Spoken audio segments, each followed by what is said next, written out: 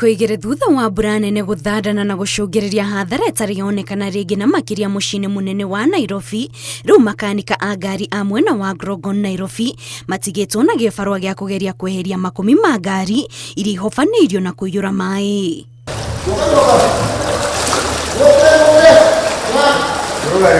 Kũringana na onjoria aya, matũngĩtio hathara matarĩ mona rĩngĩ amu rĩu matigĩtwo na gĩbarũa gĩa kũruta maĩ nduka-inĩ ciao, na oho mathũkangĩirio nginya macini cia wĩra, kũrĩa ngari imwe maugĩte nĩ mararĩkĩtie gũtura ĩndĩ irakururio na gũthũkangio nĩ mũiyũro ũyũ ene matacigĩrĩte. Magari zetu tulileta hapa kwa godown baada ya kupigwa rangi zilale hapa, lakini kufikia jioni tulipata tabu, magari zote zilikuwa ndani ya maji.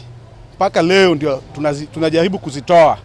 Kama gari iko ndani ya maji kama hii, injini imeharibika na gari yenyewe ilikuwa imepigwa rangi imeharibika, na electrical part of it pia sehemu za wiring pia imeharibika. Na kwa mwena wa South B magana ma aikari matigĩtwo matarĩ na wĩikaro thutha wa mũiyũro wa mbura ĩno kũhofanĩria na gũthũkangia nyũmba ciao.